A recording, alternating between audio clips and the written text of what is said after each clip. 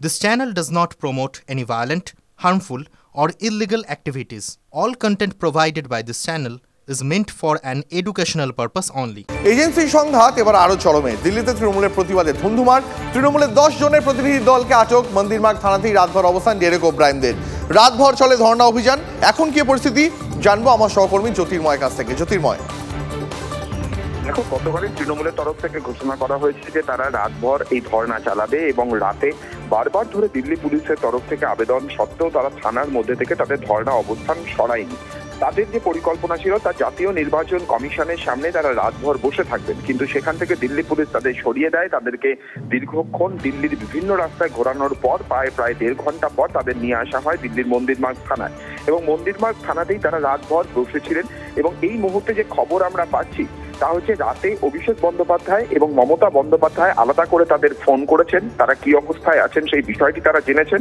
এবং এই মুহূর্তে তৃণমূলের তরফ থেকে বক্তব্য যে তাদের যে দাবি যে কেন্দ্রীয় সরকারের যে সমস্ত এজেন্সিগুলি রয়েছে, বিশেষত কেন্দ্রীয় তদন্তকারী এজেন্সিগুলি, রাজ্য সরকারের এজেন্সি বা রাজ্য পুলিশ, রাজ্য প্রশাসনের উপর যেভাবে জাতীয় নির্বাচন কমিশনের কর্তৃত্ব রয়েছে, একইভাবে কেন্দ্রের এই তদন্তকারী এজেন্সিগুলির ওপরেও একইভাবে কর্তৃত্ব এবং নিয়ন্ত্রণ রাখতে হবে। এনআইএ প্রধানকে যে ঘটনা ঘটেছে জিতেন্দ্র তিওয়ারির বিরুদ্ধে যে অভিযোগ এনেছেন সেই অভিযোগের প্রেক্ষিতে তাকে অবিলম্বে অপসারণ করতে হবে।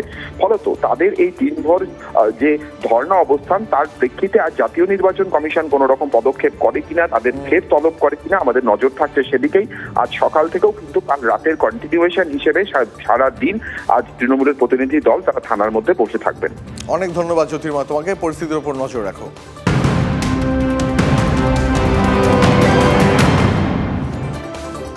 আর একটা গুরুত্বপূর্ণ খবর আপনাদের জন্য। মধ্যমগ্রামে জমি জায়গা নেই বিবাদের জেরে খুন।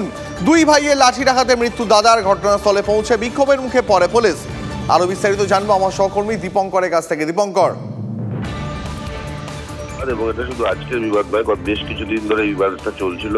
গতকাল রাত্রিবেলা যা চরমে ওঠে এবং 2 ভাইয়ের মধ্যে বিবাদে লাঠি বাঁশ এগুলো নিয়ে মারামারি হয়। এক ভাইকে মারধর করতে শুরু করে এবং পরবর্তীতে বারাসাত হাসপাতালে নিয়ে গেলে গুরুতর আহত অবস্থায় তাকে নিয়ে যাওয়া হয় এবং চিকিৎসকরা তাকে কলকাতায় হস্তান্তর করে, কিন্তু পরবর্তীতে তিনি মারা যান। এরপরেই কিন্তু উত্তেজনা ছড়িয়ে পড়ে, অভিযুক্তর বাড়ি ভাঙচুর করা হয়, অভিযুক্তরা পালিয়ে যায়, পুলিশ বিক্ষোভের মধ্যে পড়ে যায়। তারপর যদিও পুলিশ গোটা ঘটনা নিয়ন্ত্রণে নিয়ে এসেছে, কিন্তু এই যে বিবাদ, এই বিবাদ কিন্তু বেশ কিছু দিন ধরে চলছিল।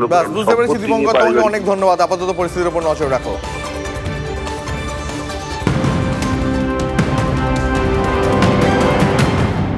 আর এবার আপনার জানার জন্য দরকারি একটা খবর। আবার বাড়লো সোনার দাম। 10 গ্রাম পাকা সোনার নতুন দাম এখন ৭১,৬২০ টাকা।